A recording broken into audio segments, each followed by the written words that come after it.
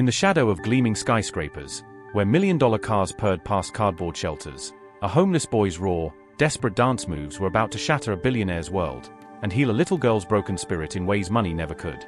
The late afternoon sun cast long shadows across downtown Atlanta's financial district, where glass towers stretched toward heaven while human souls scraped rock bottom on the streets below.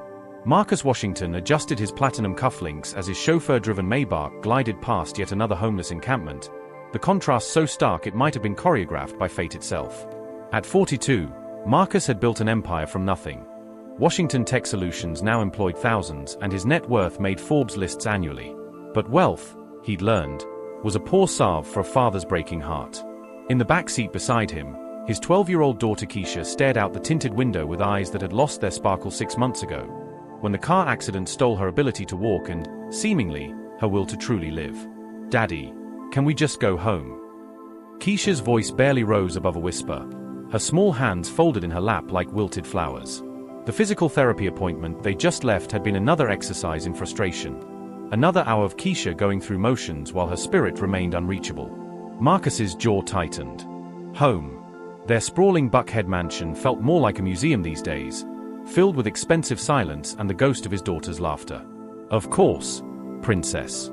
James, let's." "Sir," James interrupted from the driver's seat, his voice unusually tense. "There's heavy traffic ahead. Accident on Peachtree. We'll be sitting here a while." As if summoned by cosmic irony, their luxury vehicle came to a complete stop directly across from Woodruff Park, where Atlanta's forgotten souls gathered in the lengthening shadows. Marcus started to raise the partition, to shield Keisha from this harsh reality, when something extraordinary caught his eye. What happens when worlds collide in the most unexpected way? Share in the comments what you think brought these three souls to this moment. Welcome back, my incredible viewers. Your comments from the last video have been absolutely overwhelming. I can see how deeply you're all connecting with the story, and the theories you've been sharing are absolutely brilliant. Some of you are surprisingly close to the truth of what's coming next.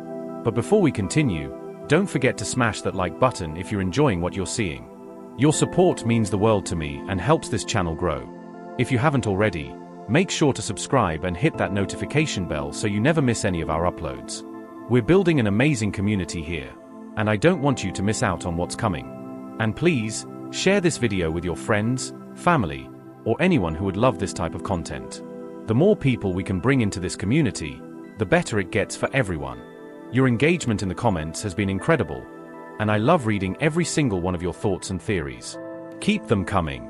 Now, let's go in depth into the story. A boy, maybe 14, had claimed a small circle of cracked concrete as his stage. His clothes hung loose on his thin frame, worn jeans with holes that weren't fashion statements, a faded Hawks jersey that had seen better years, sneakers held together with duct tape and determination. But when he moved, dear God, when he moved, it was like watching lightning given human form. Jamal Thompson had been dancing for survival for 3 years now, ever since his grandmother, the only family he'd ever known, passed away in her sleep, leaving him to navigate Atlanta's streets with nothing but the rhythm in his bones and the hope that tomorrow might be different. Today's performance was crucial. He needed at least $20 for a decent meal and a night at the youth hostel, where he could shower and pretend he was just another kid for a few hours. But this wasn't just dancing, this was storytelling through motion. Pain transformed into beauty, struggle made sublime. His body flowed like water, then snapped like electricity, each movement precise yet free, controlled yet wild. He spun tales of heartbreak and hope without uttering a single word, his feet speaking truths his voice couldn't articulate. A small crowd had gathered, phones emerging to capture this unexpected artistry. Coins and a few bills landed in his makeshift hat, a red Atlanta Falcons cap that had belonged to his grandmother. But Jamal barely noticed the audience. He was lost in the music only he could hear, the rhythm that kept him alive when everything else tried to kill his spirit. Marcus found himself mesmerized, his businessman's eye recognizing raw talent while his father's heart ached at the boy's obvious need. "James," he said softly, not wanting to disturb Keisha, who had finally lifted her head from her hands. "Lower my window." The sounds of the city rushed in, traffic, voices, the distant rumble of MARTA trains. But underneath it all was something else, the soft thud of worn sneakers against concrete, the whispered percussion of fabric moving through air, the boy's occasional grunt of effort as he threw himself into increasingly complex sequences. Keisha's eyes widened. For the first time in months, Marcus saw something flicker behind them. Not quite hope, not yet, but curiosity. Recognition. As if she saw something in this homeless boy's uninhibited movement that spoke to the dancer she used to be. Before the accident, before the wheelchair, before the world convinced her that stillness was her new forever. "Daddy," she whispered, her voice stronger than it had been in weeks. "Look at him fly." The boy executed a series of moves that defied physics, a backflip into a freeze, holding his entire body weight on one hand while his legs painted invisible pictures in the air. His face was pure concentration, sweat beading despite the October chill, every muscle in his body working in perfect harmony. Marcus watched his daughter watch the boy, and for a moment, the wall between their worlds felt paper-thin. Here was this kid, with nothing, absolutely nothing, pouring his entire soul into 3 minutes of movement.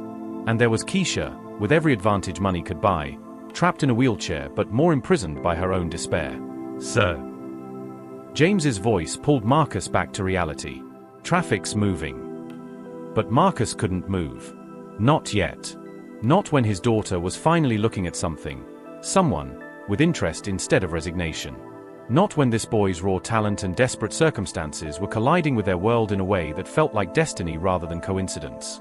The boy finished his routine with a flourish, a spinning move that seemed to suspend him in midair for an impossible moment before he landed in a crouch, chest heaving, eyes bright with the satisfaction of a performance well delivered. The crowd clapped, dropped their contributions, and began to disperse as the urban theater returned to mundane reality. But Marcus Washington was no longer thinking about traffic or appointments or the empire that demanded his attention. He was thinking about talent wasted, potential squandered, and the look in his daughter's eyes as she watched someone else's body tell stories hers no longer could. "James," he said quietly, his decision crystallizing like ice on a winter morning. "Pull over." What do you think will happen when Marcus approaches Jamal? The Maybach's door closed with a soft thud of German engineering as Marcus stepped onto the sidewalk, his Italian leather shoes suddenly feeling inadequate against the gritty concrete. The world looked different from street level, sharper, rawer, more real than the filtered view from tinted windows. Jamal was counting his earnings when the shadow fell across his makeshift stage. $23.47. Enough for food and shelter, enough to survive another day. He looked up to find a tall black man in a suit that probably cost more than most people made in a month, standing with the careful posture of someone unaccustomed to being this close to the street. "That was incredible," Marcus said, his voice carrying genuine admiration. Up close, he could see the boy was younger than he'd first thought, maybe 13, 14 at most. But his eyes held the weight of someone who'd lived several lifetimes already. Jamal straightened, instinctively wary. Rich folks didn't usually approach unless they wanted something, and in his experience, what they wanted rarely benefited him. "Thank you, sir," he said politely, his grandmother's lessons in respect still echoing despite years of hard living. "What's your name, son?" "Jamal, sir. Jamal Thompson." The boy glanced nervously at the expensive car idling nearby, then back at Marcus. You need something." Marcus felt his heart clench. When was the last time someone had asked him what he needed, rather than demanded something from him? "Actually, I think you might be exactly what my daughter needs." From the Maybach's open window came a small voice, "Daddy." Both males turned toward the car, where Keisha sat forward in her wheelchair, which James had positioned for the best view. Her dark eyes were fixed on Jamal with an intensity Marcus hadn't seen since before the accident. "Your daughter." Jamal's voice softened, the defensiveness melting slightly. He'd always had a soft spot for kids, maybe because part of him still was one, despite everything life had thrown at him. Marcus nodded toward the car. "Keisha. She used to dance. Like you. Before." He couldn't finish the sentence. Even 6 months later, the words car accident still felt like swallowing glass. Understanding flickered across Jamal's features. He'd seen that look before, in shelter kids who'd lost parents, in foster siblings who'd given up on permanence. It was the look of someone whose world had shifted so dramatically that they couldn't find their footing anymore. "She used to dance?" Jamal asked quietly. "Ballet, contemporary, hip-hop. She was magical." Marcus's voice cracked almost imperceptibly. "Now she barely leaves her room." Jamal looked again at the girl in the car, seeing past the expensive clothes and sleek wheelchair to the soul underneath, a soul that recognized his movement because it had once moved the same way. What kind of dancing did she like best? Everything. But hip-hop made her happiest. Said it felt like freedom. The word hung in the air between them. Freedom. Jamal knew that feeling intimately. It was the only feeling that mattered when his feet left the ground and his body became pure expression. Could I? Jamal hesitated, then gathered courage from somewhere deep. Could I maybe show her something? Nothing crazy. Just, maybe something she'd remember. Marcus felt something shift in his chest. Hope, maybe, or just the absence of the crushing despair that had become his constant companion. You do that. Dancing ain't about your legs, sir, Jamal said with wisdom that seemed impossible for someone his age. It's about your heart.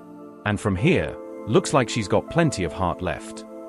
What do you think Keisha is feeling as she watches this conversation? Drop a comment about a time when someone showed you something that changed your perspective.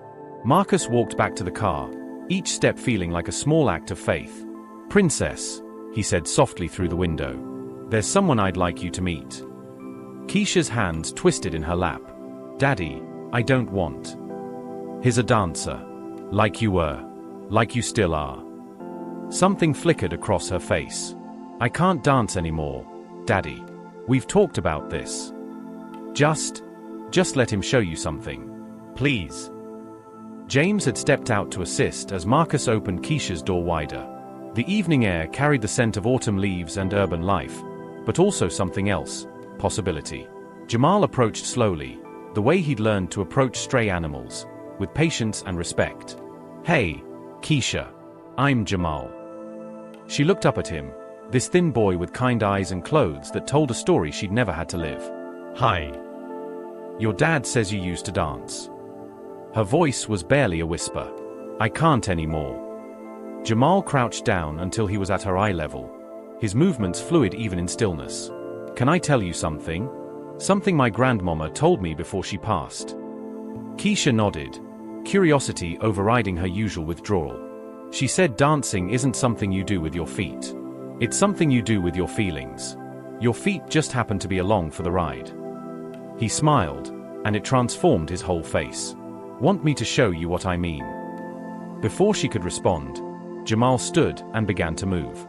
But this wasn't the high-energy performance Marcus had witnessed from the car. This was different, slower, more deliberate, like he was painting emotions in the air with his arms. He moved his upper body in waves, his arms flowing like water, his shoulders and chest telling a story of rising from darkness. His face was serene, eyes closed, completely absorbed in the music only he could hear. See, he said without stopping, his voice dreamy. This part? This is all up here. He gestured to his torso, his arms, his face. The feet are just extra. Keisha watched, transfixed. Slowly, almost unconsciously, her shoulders began to sway. Just slightly, just enough to match the rhythm Jamal was creating. Marcus held his breath. Jamal opened his eyes and saw her subtle movement. Without missing a beat, he began to mirror her, taking the small sway of her shoulders and amplifying it, showing her how that tiny movement could become something larger, something beautiful. That's it, he whispered encouragingly. Feel that? That's dancing right there. For the first time in 6 months, Keisha smiled.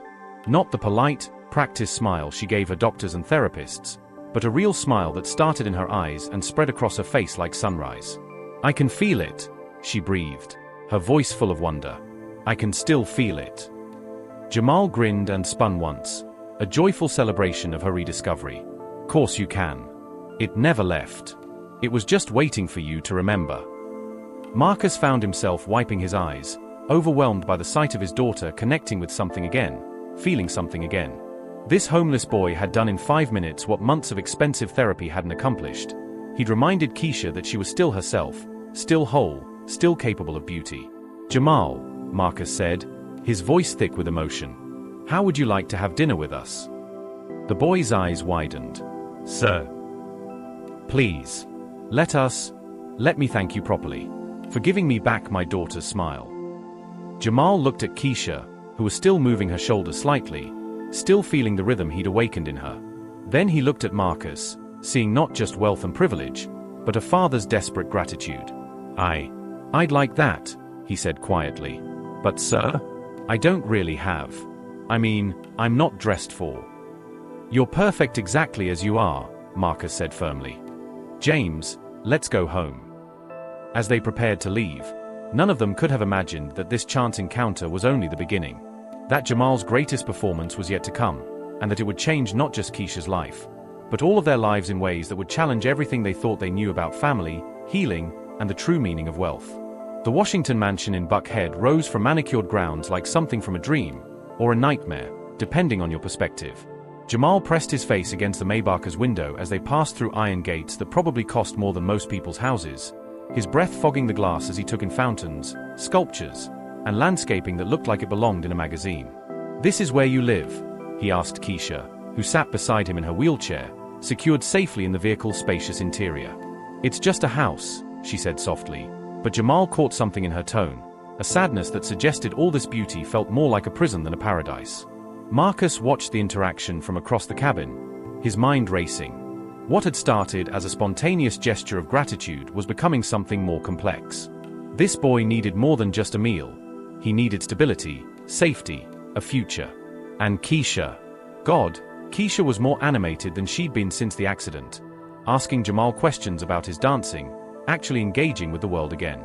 But reality was setting in. What exactly was Marcus planning to do? Take in a homeless teenager? The legal complications alone would be staggering, not to mention the social services investigations, the background checks, the "Daddy." Keisha's voice interrupted his spiraling thoughts. "Jamal doesn't have anywhere to sleep tonight." The statement hung in the air like a challenge. Marcus looked at Jamal, who was studying his hands with the practiced indifference of someone accustomed to disappointment. "It's okay," Jamal said quickly. "The shelter downtown has space. I got enough for a bed and a shower." His voice was steady, but Marcus caught the underlying tension, the constant uncertainty that came with not knowing where tomorrow's safety would come from. "Nonsense," Marcus heard himself saying. "You'll stay here tonight. We have plenty of room." Jamal's head snapped up. "Sir, I couldn't." "You could and you will." Marcus's tone brooked no argument, even as part of his mind screamed about the impulsiveness of the decision. "No one should have to worry about where they're sleeping while they're helping my daughter remember how to dance." As James opened the car doors in the circular drive, Marcus caught sight of Amora, their housekeeper, peering through the front windows with barely concealed curiosity. At 63, Amora had been with the family since before Keisha was born, and her protective instincts ran deep. She was going to have questions. Lots of them. "Jamal," Marcus said as they approached the front door, "I should probably warn you about." The 12-foot mahogany doors swung open before he could finish, revealing Amora Williams in all her formidable glory. She stood barely 5 feet tall, but her presence filled the doorway like a force of nature. Her silver hair was pulled back in its customary bun, and her dark eyes swept over Jamal with the assessing gaze of someone who'd spent decades reading people's character in seconds. "Mr. Washington," she said, her Georgia accent thick with unspoken questions. "You didn't mention we'd be having company for dinner." "It's a last-minute addition, Amora. This is Jamal Thompson. He'll be joining us for dinner and staying the night." Amora's eyes narrowed slightly as she took in Jamal's appearance. The worn clothes, the nervous posture, the way he held himself like someone ready to run if necessary. But then her gaze shifted to Keisha, and Marcus saw recognition flicker across her features. The girl was sitting straighter, her eyes brighter than they'd been in months. What's going through Amora's mind as she sees this dramatic change in Keisha? Share your thoughts on how we sometimes judge people before understanding their impact. "Well then," Amora said, stepping aside with a grace that spoke to years of rolling with Marcus's impulsive decisions. "Welcome to our home, Jamal. You hungry, baby?" The kindness in her voice nearly undid Jamal's composure. "Yes, he managed. "Very hungry." "Good. Can't have skinny children in my house. Come on then, let's get some food in you." The interior of the mansion was even more overwhelming than the exterior. Crystal chandeliers cast rainbow prisms across marble floors, while oil paintings in gilt frames watched from the walls like silent sentinels. Jamal tried not to gawk, but it was impossible. He'd cleaned buildings this fancy, but he'd never imagined actually living in one, even temporarily. "It's a lot, isn't it?" Keisha said, noticing his wide-eyed expression. "It's beautiful," Jamal said honestly, "but it's so quiet." Keisha nodded sadly. It used to be different. Before the accident, I'd have music playing, friends over. Now. She shrugged, the gesture saying everything her words couldn't. They settled in the dining room, where Amora had somehow managed to set an additional place setting that matched the others perfectly. The table could have seated 20, making their small group seem even smaller in the cavernous space. Marcus watched Jamal's careful attention to table manners. The boy was clearly trying not to embarrass himself, using his utensils with deliberate precision despite his obvious hunger.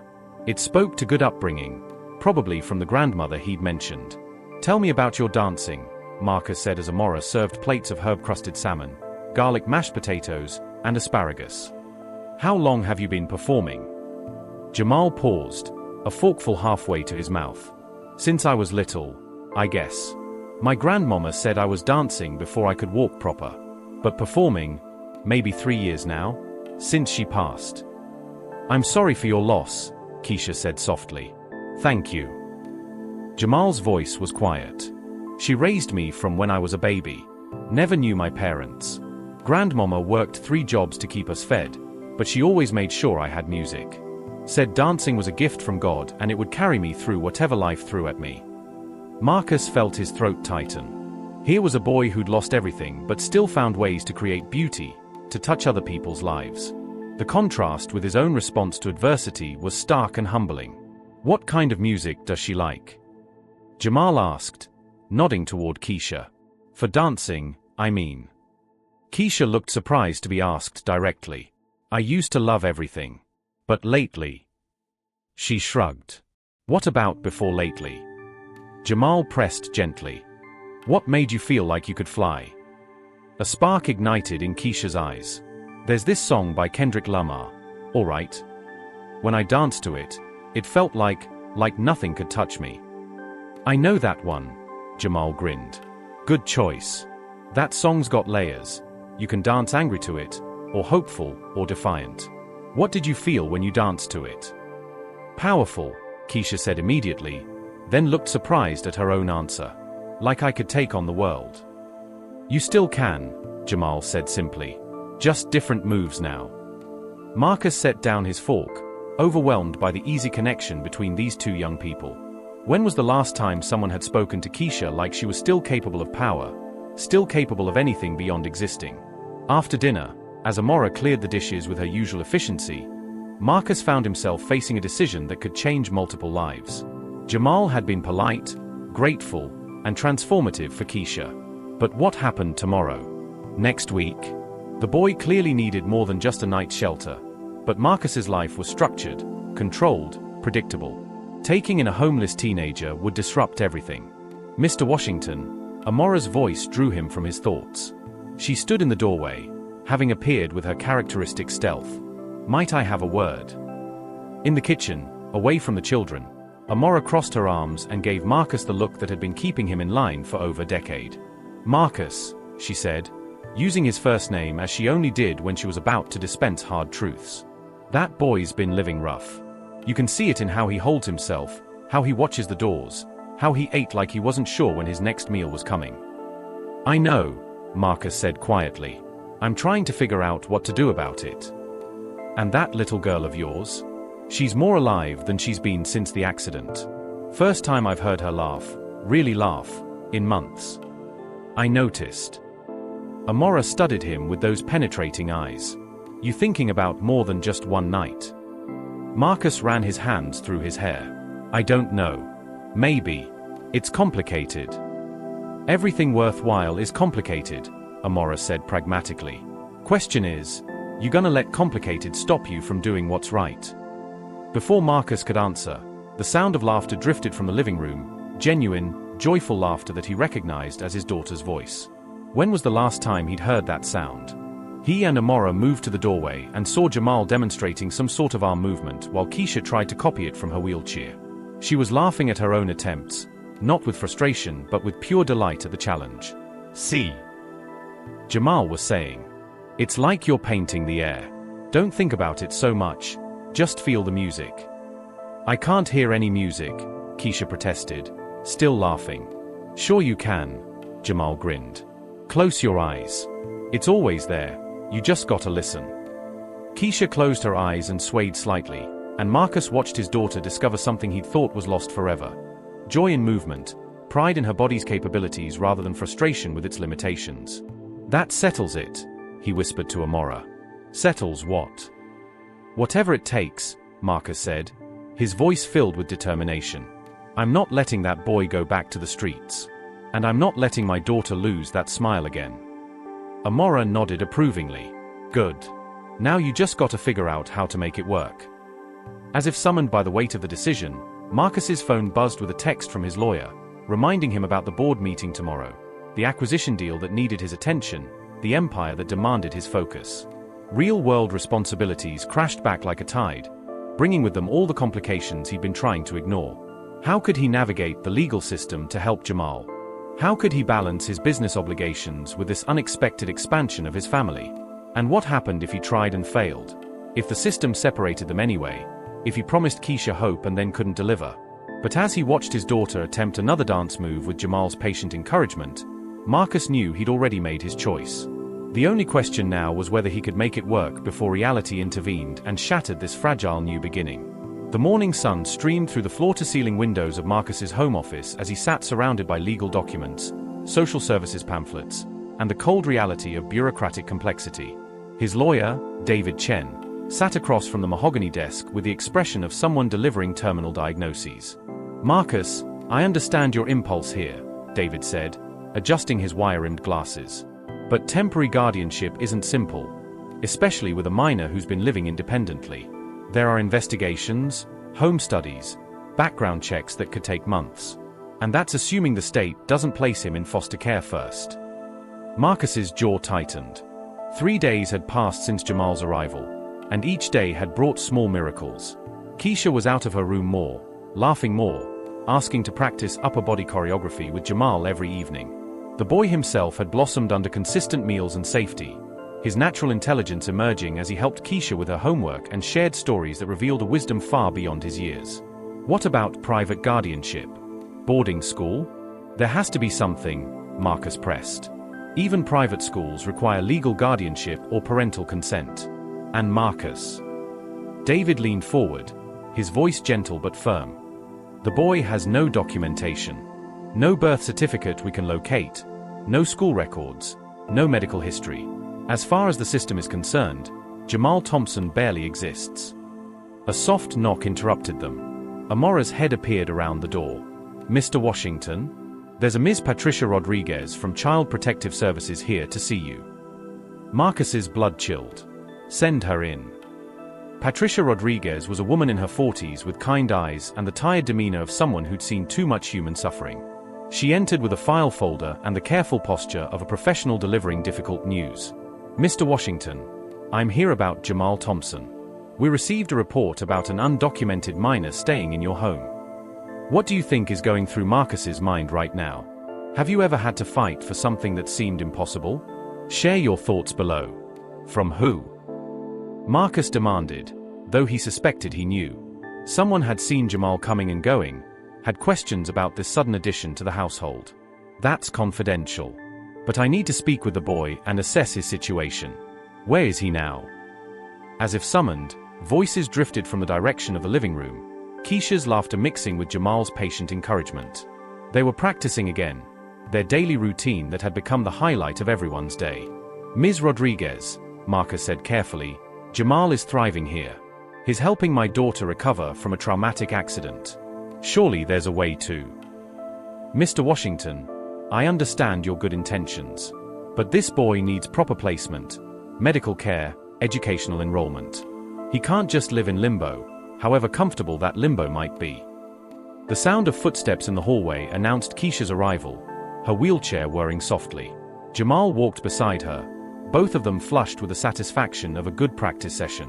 "Daddy, you should see what Jamal taught me today.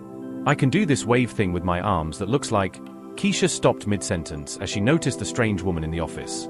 The brightness faded from her face, replaced by the guarded expression that had become too familiar. "Jamal," Ms. Rodriguez said gently, "I'm Patricia Rodriguez from Child Protective Services. I need to speak with you." The transformation in Jamal was instantaneous.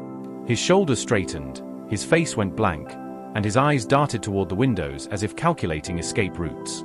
Marcus recognized the look. It was the same expression wild animals got when cornered. "I ain't done nothing wrong," Jamal said quietly, his careful grammar slipping in his stress. "No one said you did," Ms. Rodriguez replied. "But honey, you can't just live here without proper paperwork. There are procedures, protections in place for children like you." "Children like me?" A flash of anger crossed Jamal's features. "What's that supposed to mean?" "Jamal," Marcus stepped forward, but the boy held up a hand. "Nah, Mr. Washington. This is what happens, right? Someone calls, they come, they take you away. I shoulda known better." His voice was bitter with the wisdom of experience. "Ain't nothing ever permanent." "That's not true," Keisha said fiercely, rolling her chair closer to Jamal. "Daddy, tell her he belongs here." The moment stretched taut with competing loyalties and impossible choices. Marcus looked at his daughter's desperate face, at Jamal's resigned defeat, at the social worker's professional sympathy, and felt something crystallize in his chest, a clarity that cut through all the legal complexity and bureaucratic obstacles.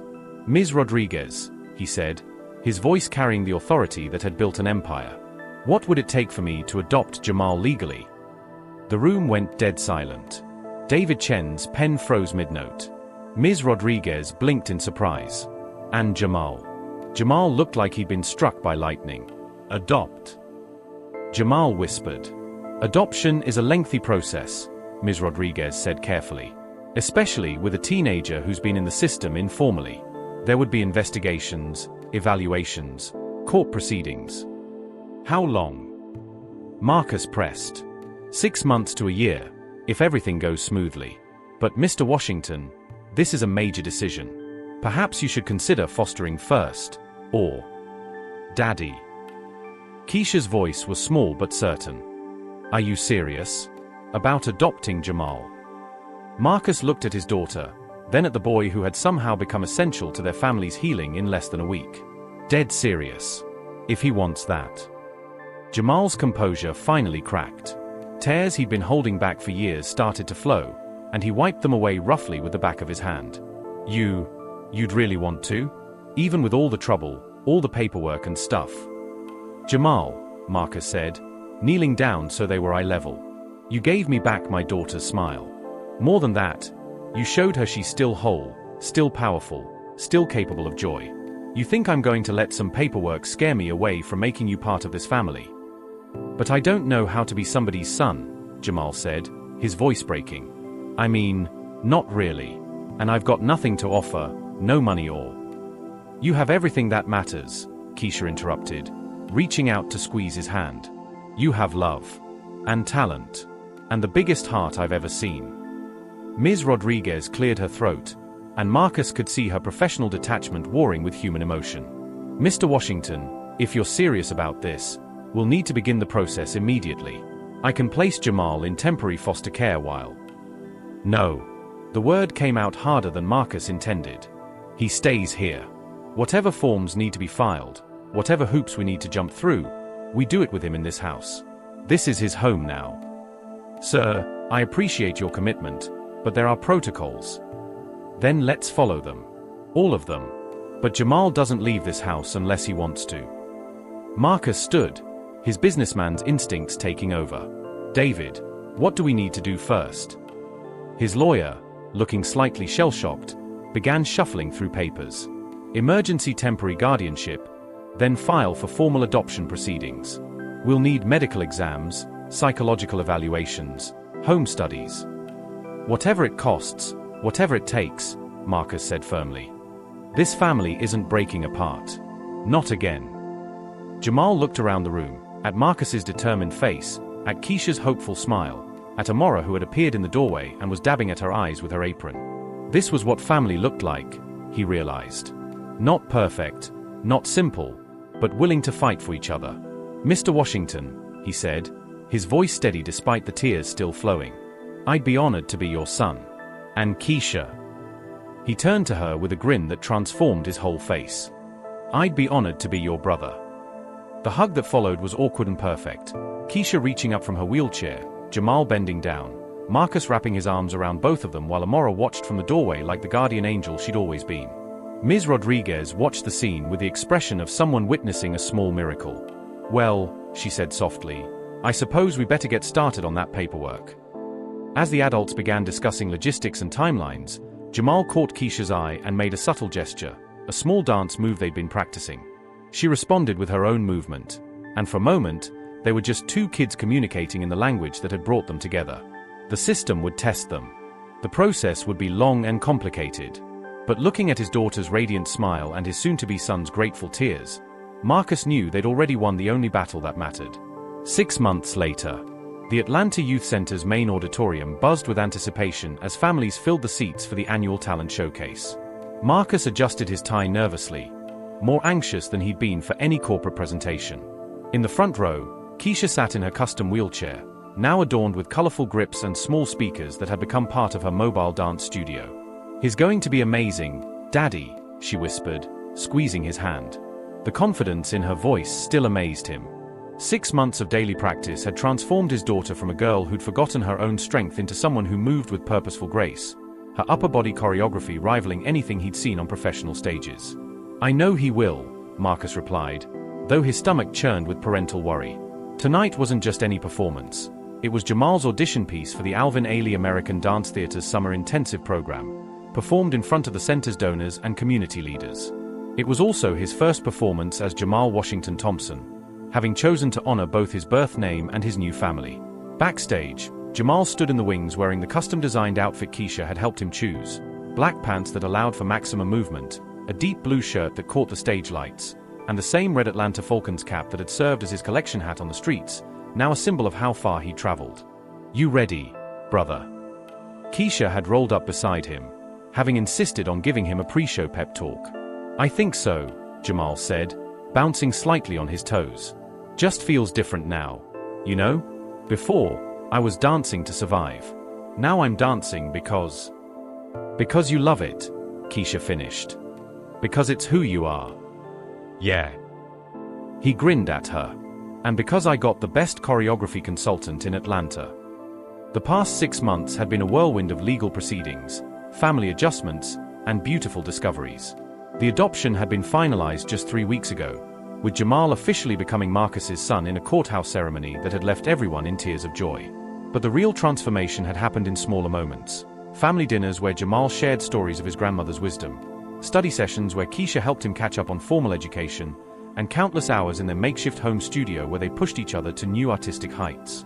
What do you think has been the most challenging part of blending this new family together? Share your thoughts about finding belonging in unexpected places. The announcer's voice boomed through the auditorium. "Ladies and gentlemen, performing an original piece titled Finding Home, please welcome Jamal Washington Thompson." The curtain rose to reveal Jamal alone on stage, a single spotlight creating a circle of light around him. For a moment, he was perfectly still, and Marcus held his breath, remembering that first performance in Woodruff Park 6 months ago. Then the music began, not the usual hip-hop beats, but something Jamal and Keisha had created together, a fusion of contemporary sounds with urban rhythms that told their story without words. Jamal's movement began small, contained, his body curved in on itself like someone trying to disappear.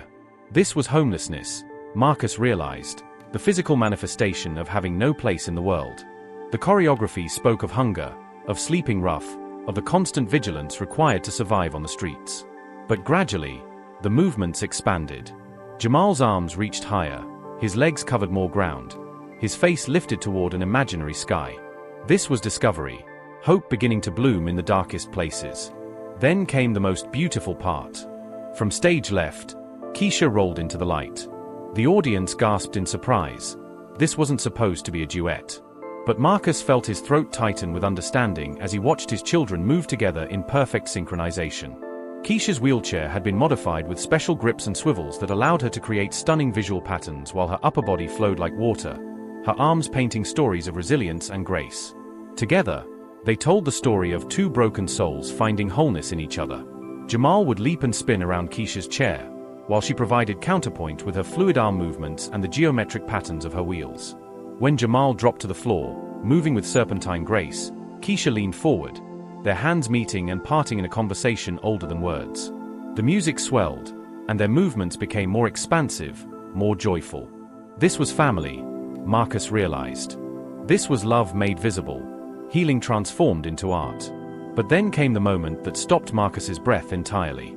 As the music reached its climax, Jamal moved behind Keisha's chair and, with practiced precision, helped her transfer to a specialized standing frame they'd hidden upstage. With Jamal supporting her and the frame providing stability, Keisha actually rose, into an upright position.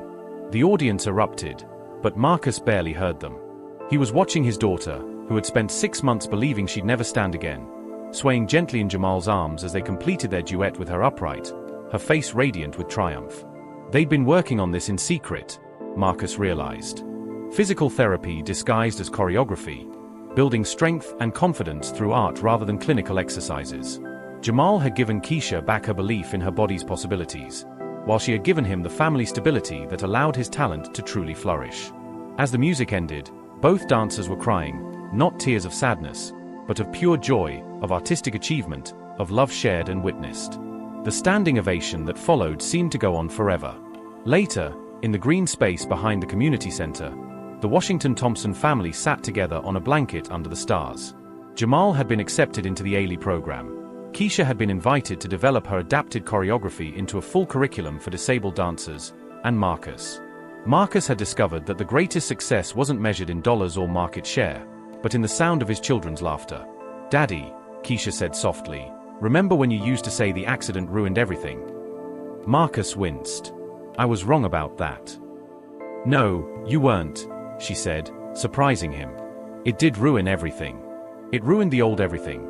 The everything where I thought dancing meant having perfect legs and where we thought family was just the two of us and Amora." She reached over and took Jamal's hand. "But sometimes things have to get ruined before they can become beautiful." Jamal squeezed her hand back. "Like how I had to lose my grandmama's house before I could find a real home." "Exactly," Keisha smiled. "The old everything was good. But this everything." She gestured to encompass all of them, this moment, this impossible family that had formed from the collision of desperate circumstances and open hearts. "This everything is magic." Marcus looked at his children, because they were both his children now, as surely as if they'd been born to him, and felt a completeness he hadn't known was possible. The homeless boy dancing for survival had become his son. His paralyzed daughter had become a pioneering artist. And he had learned that true wealth wasn't about what you accumulated, but about what you were willing to share. "So what's next for the Washington Thompson family?" he asked. "More dancing," Jamal said immediately. "More pushing boundaries," Keisha added. "More family dinners where Amora pretends not to cry when she watches you two together," Marcus laughed. As they packed up their picnic and prepared to head home, all of them together, to the same house, to the same family, Jamal paused and looked back at the community center where it had all begun tonight. "Hey, Mr. Washington. I mean, Dad." The word still sent warmth through Marcus's chest. "Yeah, son. Thank you. For stopping the car that day. For seeing me." "Thank you," Marcus replied, "for reminding us that the best things in life are never planned. They're discovered." As they drove home through Atlanta's glittering streets, past the park where Jamal used to perform for survival, past the hospital where Keisha had learned to fight, past all the places that had shaped their individual stories before weaving them together, the radio played softly in the background. And in the backseat, two teenagers who had found family in the most unlikely way continued their conversation in the language that had brought them together. Small gestures, shared glances, and the quiet confidence of people who knew they were exactly where they belonged. What moment in your life reminded you that family isn't always about blood, but about choice and love? Share your story in the comments. We'd love to hear how unexpected connections changed your world. The Maybach pulled through the gates of their home, carrying not just passengers, but living proof that sometimes the most beautiful families are the ones we choose, the ones we fight for, and the ones that form when broken pieces find their way to wholeness together. Some stories end with "they lived happily ever after." This one ends with something better. They lived meaningfully ever after, continuing to dance, to grow, to heal, and to show the world that love multiplies when it's freely given, and that the greatest performance of all is the daily choice to show up for each other, no matter what the stage. I'm very glad you followed this emotional journey. This story shows us that sometimes what seems like an ending, whether it's homelessness, disability, or loss, can actually be the beginning of something even more beautiful. The Washington Thompson family reminds us that healing happens not in isolation, but in connection, and that the greatest transformations occur when we open our hearts to unexpected possibilities. Thanks for watching till the end. We know you loved this story, and there are many more thrilling ones waiting for you. Just click on the video on your screen to dive into the next chapter.